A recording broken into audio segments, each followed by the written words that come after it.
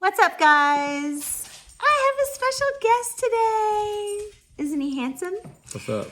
What is up? Today we're going to talk about how to hold the vision. How to hold the vision. And I'm actually going to use my husband as an example because he just shared this really incredible, my favorite of all things that he's ever shared with me. And I'm super excited that he's open to sharing that with you guys today. And so, yeah, let's get into it. The vision, you've heard the quote before, hold the vision, trust the process. But the thing is, sorry, Diesel's like moving around. Once we start doing things, Gucci, no. Once we start doing things, the dogs immediately need our attention and presence. Anyway, but what does that mean to hold the vision? Well, I have some very specific ways that I have learned over the years that I think are really important, and some things that have actually come up recently. And this is kind of super special because while I'm teaching this, we're kind of also dropping a bomb. Gucci, no. I'm so sorry. We're kind of also, like, drum roll please, dropping a bomb, because we're going to come back to this, I think, in, I don't know, maybe a few years from now, and just see what came of this vision. So this is just something that Chris wrote last night. Mm-hmm. Last night. So the date, today is Monday, November 18th for us. But so last night would have been Sunday, November 17th. Chris wrote this out. November 17th of 2024. So we're going to save this and come back to it and see what comes of this vision. He's written down 12 things, and it's kind of like it's a gift letting you in. I don't know if you realize how special it is when a man is brave enough to share with you what's in his heart, what's on his mind, and the courage it takes for anyone to go, this is something in my heart and I want to share it with you. So for him to share it just with me and the boys alone, that alone was brave. But for you to be willing to share it with me and the listeners, just thank you. And I think it's a really cool opportunity for us to see this through and to talk about how to hold this vision and how to hold your vision. So you ready to share? Sure. Drum roll, please. I'll keep it chill. A little bit not. I will not keep it chill. This is the coolest thing you've ever heard. Okay, we're ready. So we, just something that praying about, right? Kind of holding it, as kind of Stacey would say, with hands open. It's kind of the Teach it then, Chris. terminology she likes to use. So I'll use her terminology, but, I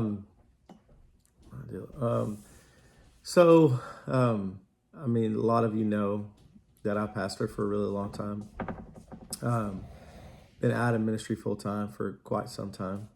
Have volunteered at different places and helped. And the church that we attend now, our pastor has kind of officially retiring.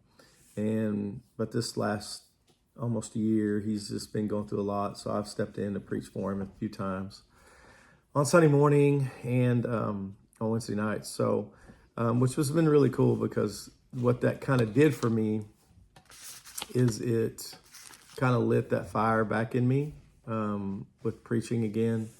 And I feel like because of where God has taken me and a lot of the people that I have been around, I have learned a lot and feel like I've hopefully have become a better communicator than I have been in the past. So being around, especially like Robert Madu at Social, even the pastor we have now, and just several other people that I listen to, I feel like I've learned how to communicate better. So anyway, with all that said, that just praying like, God, do you want us to start a church out here at, Magnify? I would call it church on the lake, because we live right on the lake. Which is the coolest church name ever, babe. So that's kind of just with big time open hands of God, what are you doing? What are you stirring? Is this something you're doing? Because if it's not, I definitely don't want to try to do something that's not what he wants, because it just won't work. Yeah. I've definitely learned that over the years, because I've done a lot of that in my life. So, so just that's the vision if God's in it. And so I wrote down some things that kind of like, and I actually have 13 things that like would want the church to kind of, I say look like, I don't know if that's the right words, but kind of that vision of the direction. Tenets, yeah. So I'll just run through those real quick. One is obviously gospel centered. Everything's centered around the gospel and who, Jesus was, and forever will be. Very diverse culture is a big deal to us. Big deal to us, the church we go to, which is diverse. Social was very diverse. And so that's a huge deal for our family and just for me. And when I say diverse, I'm talking about race, age, economic status, political status, social status, all those things. Very diverse. A place for everyone to have a seat at the table. Like, so everyone's welcome, right? I know a lot of people say that. A lot of churches say that. But the truth is, it's not always true. So we would want to be at that kind of a place, which has to be very intentional, by the way, very intentional. Yeah. A church of prayer. These are not necessarily any order, just kind of as I wrote them down. Community, like small groups, people that are in community and do life together. Attitude, just having that right attitude, the attitude of love, knowing what we're called to do. Because attitude reflects, your leadership. Attitude reflects just how you do life and how you treat people. Always willing to do what it takes to reach people. A church of servanthood, a place of worship. To be global, obviously with social media now, that 20 years ago being global was a big thing. It's a little bit easier today, but definitely global. Just very passionate about what we would do. I want our people to be passionate. I would want when people walk up to, the doors of a church, or drive on the property, be like, man, what is these people are passionate? They're something different about, that kind of just something. They just love what they are getting to do. And the last one that I wrote down with us being on the shore and where we're at, is that people, they could actually pull their boat up, dock it at the shore, come go to church, and then get back out on their boat and go back out on the water, right? Because if you depends what time you did your services, but you can make it where people could come in with their shorts and flip-flops and a shirt and, do church. And anyway, you know what I'm saying? So that was another thing that I thought would be really, really cool. How that looks and starts, I don't know. Praying about those things and kind of seeing what God does. And I trust that if it's something he's supposed to do, he'll open the door. And if it's not, he'll shut it. And it's all good. So that's it. Good job. How does it feel to share that? Scary a little bit. Yeah. Exciting. Also. Probably those two things. Scary. Probably more on the scary side. Yeah. Of, just you don't want to miss God's purpose, God's vision. You don't want to get ahead of it. You don't want to make it happen. My personality, and Stacey and I have talked about this.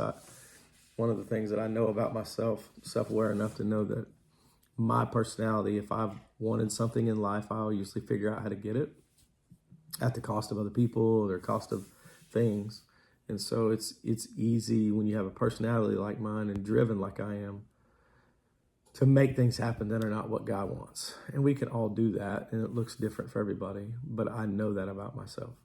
So I don't want to do it for any other reason than that's what God wants. So yeah. And we could even say that and still do it that way. Sure. We can be self-aware and still do the things we know we do.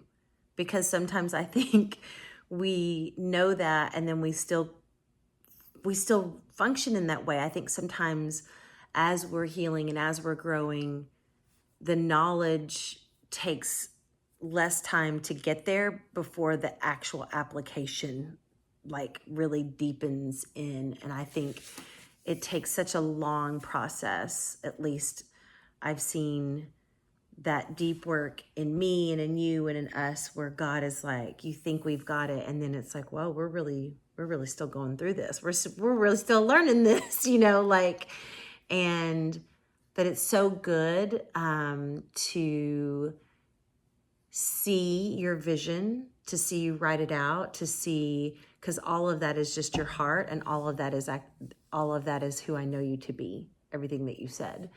And I just want to share, like, there's a few things, little conversations and little things here and there. Like there was a conversation recently. So even where we are, like everywhere that we've gone to church, there's always been the aspect of service. There's been an aspect of helping out and being a part, and it just hasn't gone any further. And but like when we were at social, it was like, it almost went further, and then we were called here. And then at Trinity, it was like it almost and we still go to Trinity and we love Trinity. Like there's no hard feelings anywhere we've ever been. Like we're just trusting God's will for where and what for Chris, but that doesn't mean it doesn't hurt. When you're like, this looks like the perfect fit, God, it's what I want and what you've gifted me for. Why not this?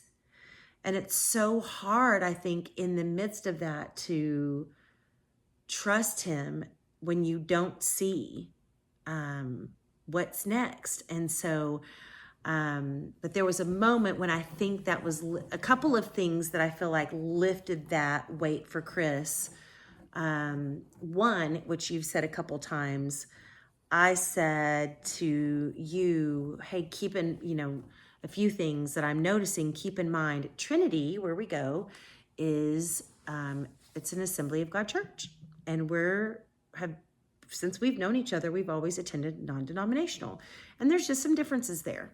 Now our pastors and leads, more like Chris has led. However, the reality and the truth is there are some differences. Now, why we go to church there, it's diverse, and there are some reasons. And also there are some differences in the core, probably values, religious ways that they move, right? And that are just different than you and I. Not better, worse, nothing, just like not what we've came from, and not, and just keep those differences in mind, just notice that. And then there was another time when Dee said to you, and Dee loves leading in the kids, all of these great things.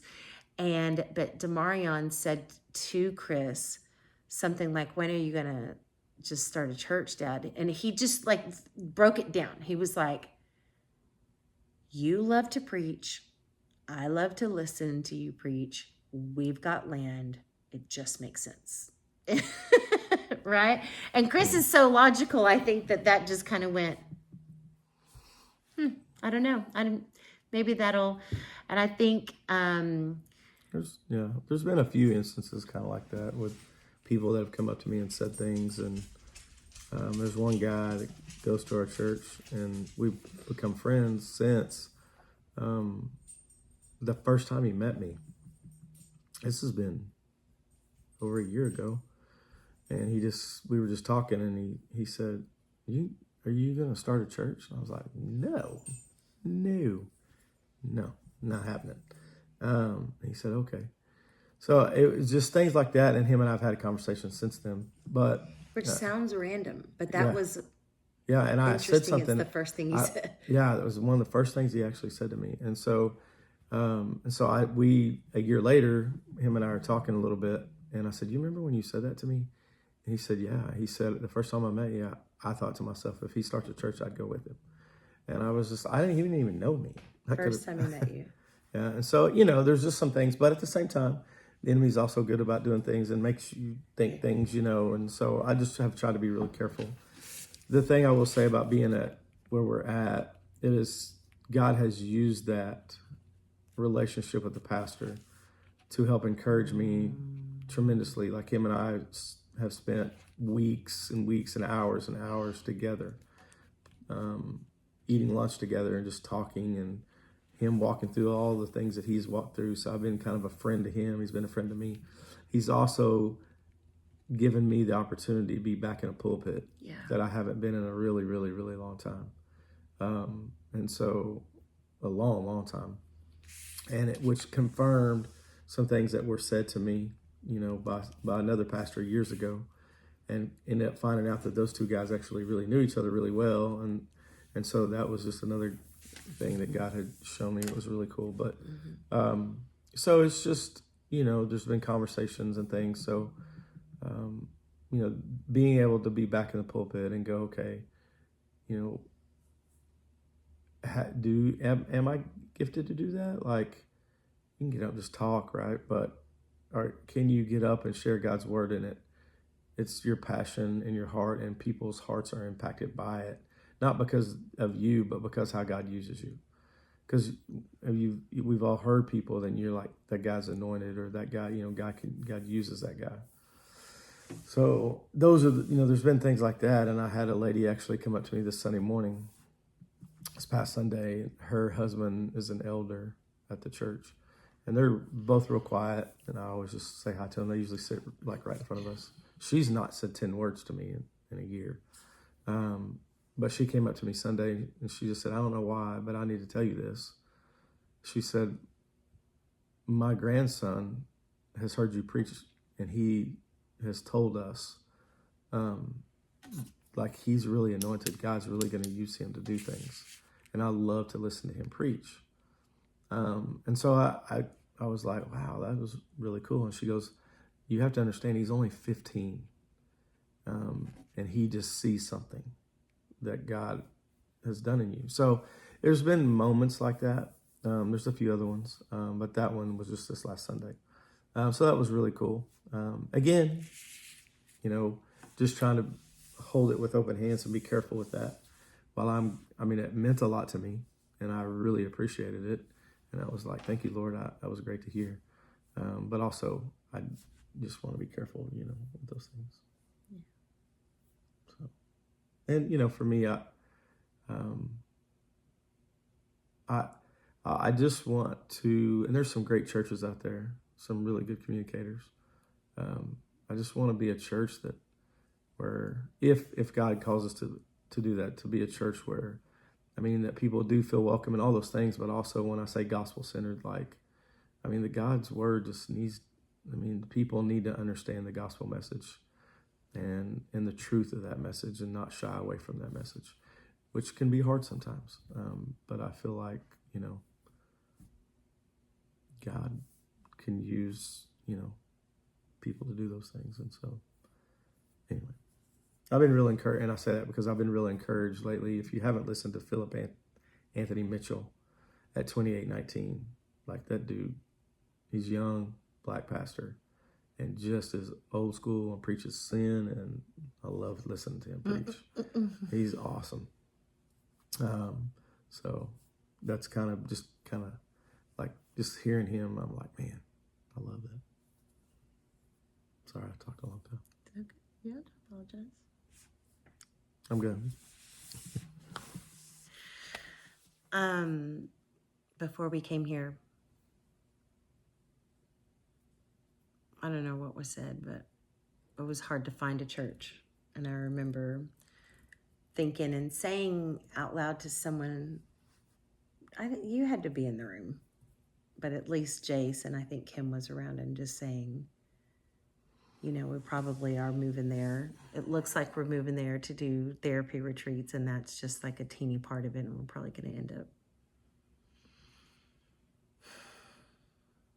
starting a church. Anyway, so I think that it makes sense, right? It makes sense that God might do this thing in our lives. And also, here's the teaching. I'm just going to run through some things that I think here's a great opportunity for us to take a look at. How do we hold this vision? Okay. And I want to share with you some things that, what is it that you're holding? What is it the idea? Because as Chris said, it's like scary and also exciting to say those things out loud. And even more scary and even more exciting than it even sounds, than you even know, right? But saying it out loud, you cannot underestimate how important and how impactful that is to other people. You want to minister to other people, you want to love on other people, you want to give other people the empowerment to live fully in the rightful inheritance and healing and power that God has bestowed upon them.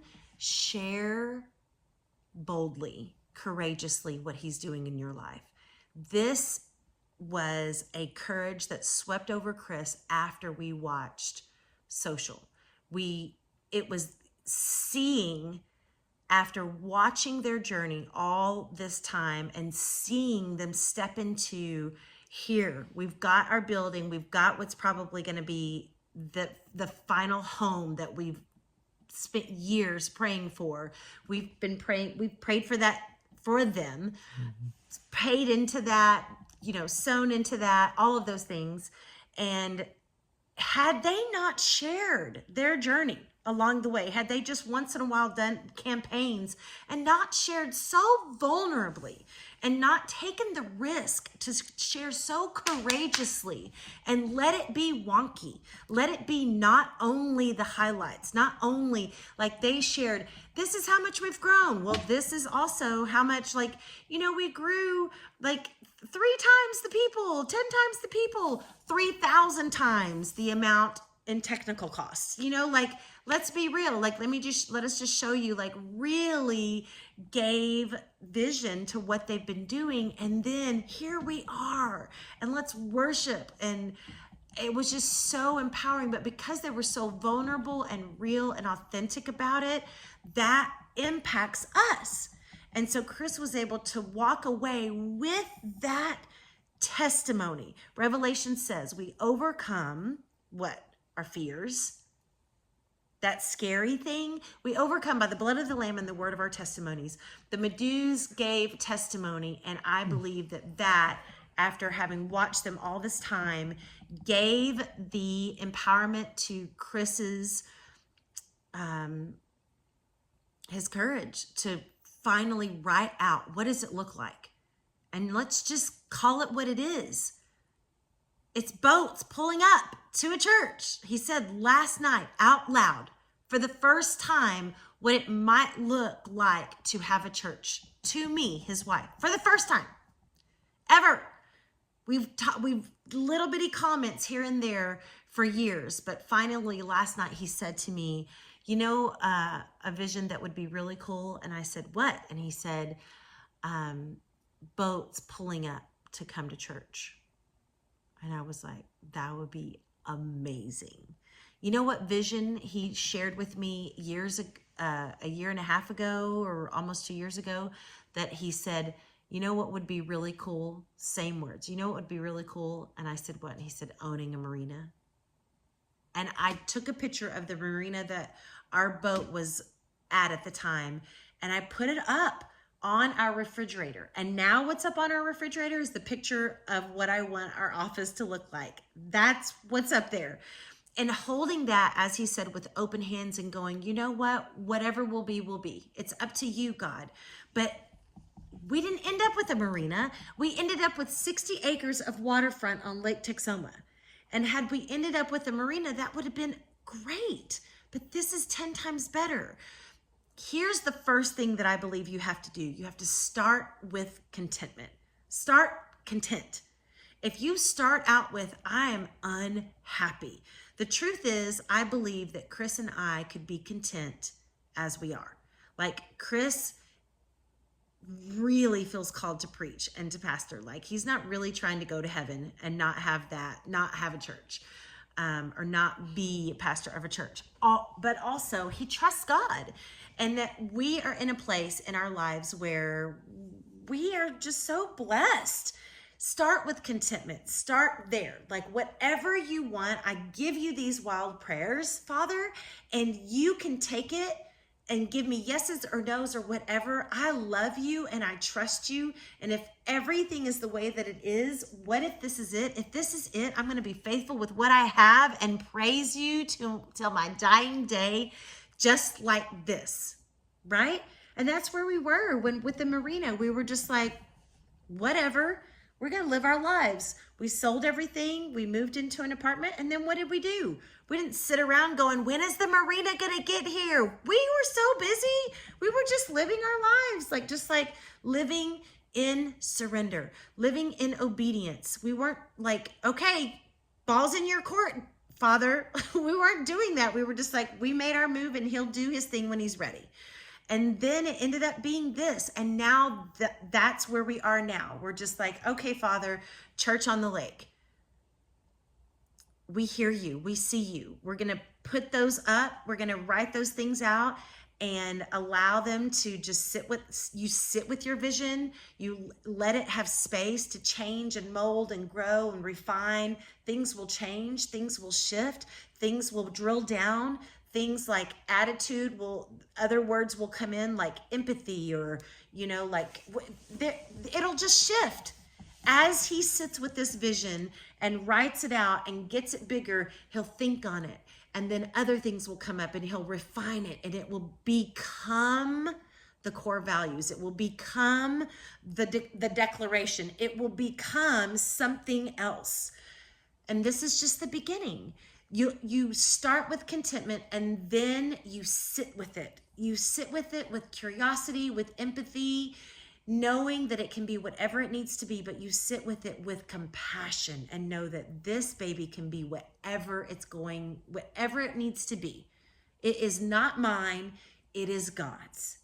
It is not my vision, it is God's. So I'm just going to sit with it and allow you to continue to speak to me about it. I didn't get a word, I got the beginning of a word. So I start content, I sit with it, continue to sit with it, continue to write the revelation, and continue to let it reveal itself, right? I'm holding it with open hands and allow it to change. Along the lines of, you can change it because it will change. Also, stick with it. Like, don't let it change too much. Don't just go, well, if it's not going to be that, then I'm just going to let it go. Like, just sit with it means let it change, and also stick with it. And you'll know what that means as you sit with it and stick with it both, okay? Both of those things will be true as you kind of sit with it, okay? And then in the holding of your vision, check it out. And what I mean by check it out is, you know how, what's his name on the show? He used to say, cut it out. This is check it out. Check it out. That's do anything that you can that doesn't cost you to check it out. Like, just have eyes to see and ears to hear, and start noticing and start documenting. Start creating, start writing the revelation, start preparing, start gathering ideas, start checking it out without building something, without purchasing, without, anything that requires you little to no cost, anything that will allow you to just not put, take a loan out or anything like that. Like, just start just being aware without it costing you not just money, but time. It can't take you out of your current calling, because you have to check it out while at the same time be faithful with what you have. Then God will give you more. So you're doing both. These are the two things that are happening at the same time. When you have a vision board, what's happening? You don't jump into that vision board. You are being faithful with what you have, finishing what you started, while also checking out the things that you can along the way. The next thing I want to say is you got to be ready to take risks. You have to be so ready to take risks. In the years, in the time that we were at Social, there was a time when Robert and Taylor, our pastors, then had they had talked about possibly getting the YMCA downtown, right? And it was like, it's so big. This is such a great idea. It's so centrally located. And they even put it on the big screen and shared about it. And it was like, wow, this could be, and you know what? We couldn't even, there's no way. That place wouldn't even fit everybody.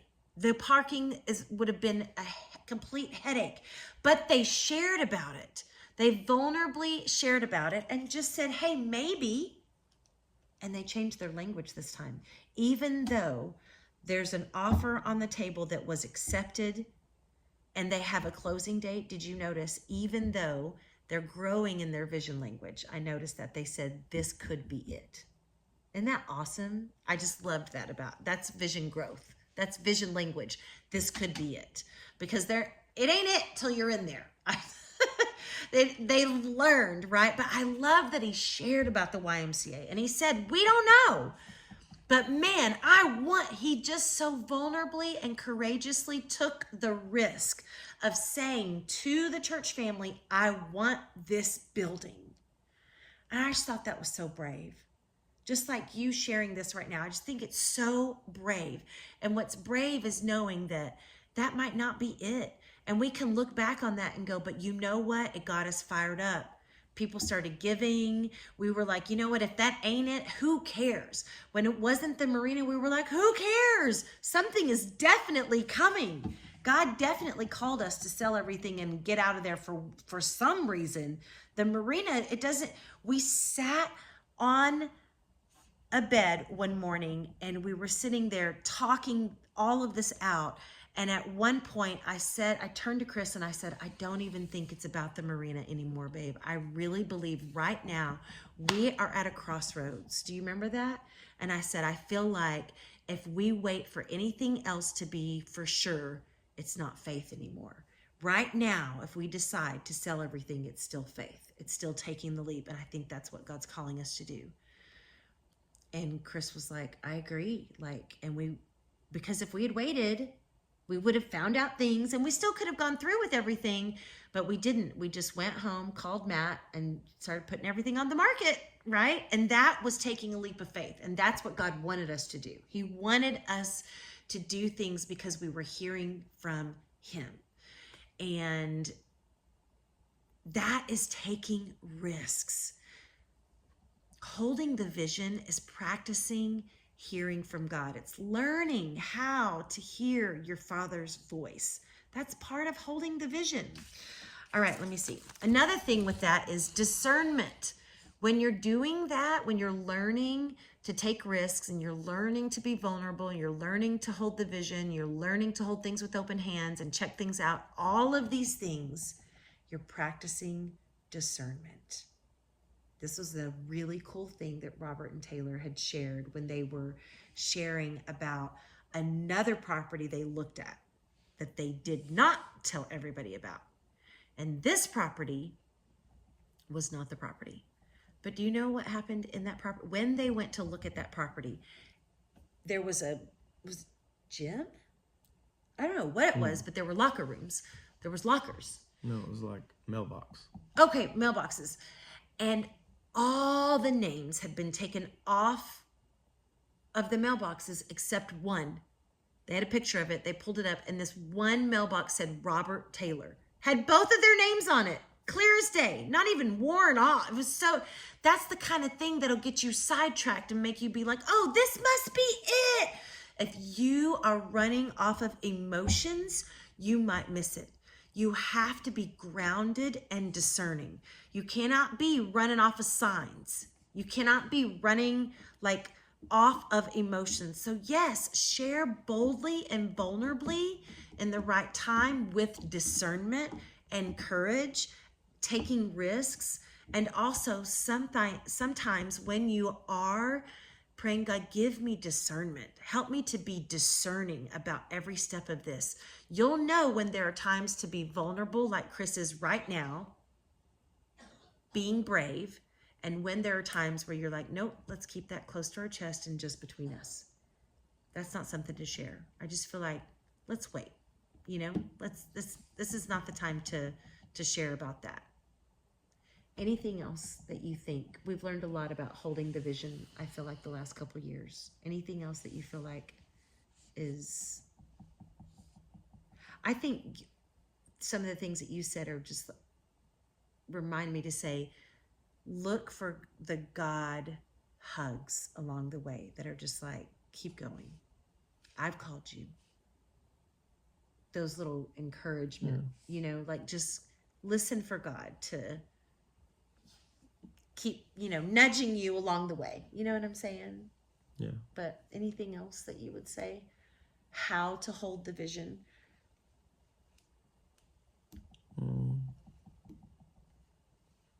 Just with open hands, like we said, and a lot of prayer. And maybe pray. Just and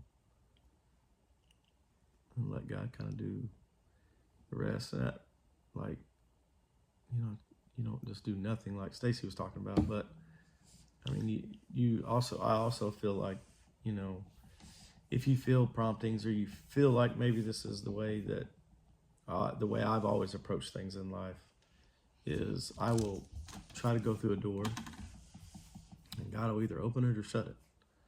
And if it's shut, then don't try to force it open. Just say, thank you, God, because that means that wasn't what you wanted.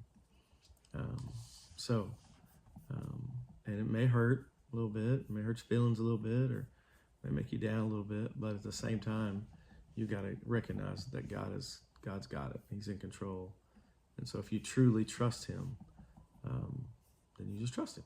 And it doesn't always have to make sense. So I think that's huge as well, as to keep going. Sometimes just try to open that door. If that sucker's shut, then just move to the next one. That's all you gotta do. And don't get your feelings hurt over it. So it's gonna, oh gosh, this is one of the most important things that I can tell you is if you feel like you are hearing that the answer is no, just remember it's probably just not yet. not right now. And don't take that personal. Stop taking God's not yet personal. He loves you. So if it's not yet, that ain't the best what he has for you. Right. It's not that you're not chosen. It's not that you're not good enough. It's that he thinks the most of you and he has the best in mind for you. Right? Yeah. I agree. It's hard though sometimes because your emotions be getting all feelings in the way. You want to try to make things happen, but it's the truth at the end of the day, every time. Yes. And I'm going to land on this. This is the bonus bomb of all things with holding the vision. Please keep this in mind so you don't get your ego, your bank account, and all your relationships and all of your plans completely destroyed when the vision does come to pass. Know this right now. It will not look the way you think. It never has. It will not look just the way that you think. Go back to number one. Hold it with open hands. Hold it with open hands. So to recap, hold it with open hands. Start with contentment. Sit with it. That means you can change it and also stick with it. It kind of goes back and forth. That's the sit with it. You're going to want to take risks and also use discernment. Stay curious, share boldly, courageously, and pursue it confidently as well as keep it close and safe. That's that discernment piece. Check it out. Check it out. Look for those God hugs, the encouragement that he sends you. Don't take it personal when he says, not yet. And keep in mind all the time, hold the vision, knowing that it's not going to look like what you think, but it will always be worth it. Good. Sound good? That's how to hold the vision. Go team. Team Johnson. It's going to be exciting to come back to this and see Church on the Lake. If you had to guess, if Church on the Lake is a thing, if you had to guess, we're in November of 2024, what's your guess of when it's going to, guess a date, guess a month and year, just a guess. 24, 25, 26, 27.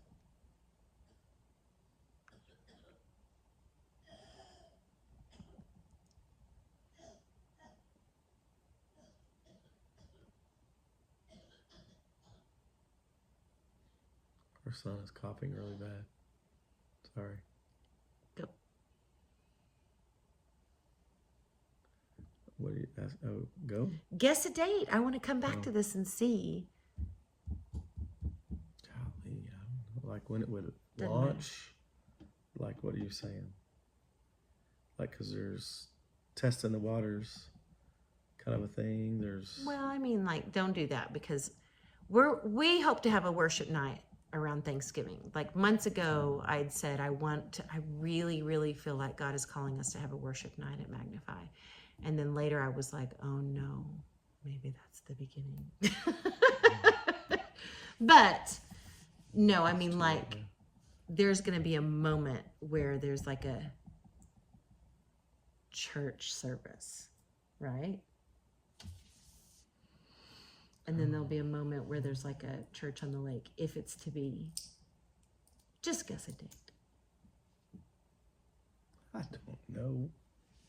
I know you don't know. Just have fun with it.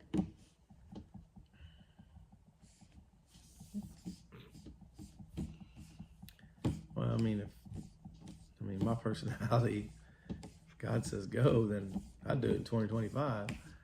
So We have to build Magnify. Oh my gosh. I'll have it at the same time. Maybe that's how we build Magnify. Are you getting a planner? It's a whole different conversation. Anyway, so I don't know. Your son got you one. Okay, I guess we'll check this in a year. Dear Jesus. Yes. 2025?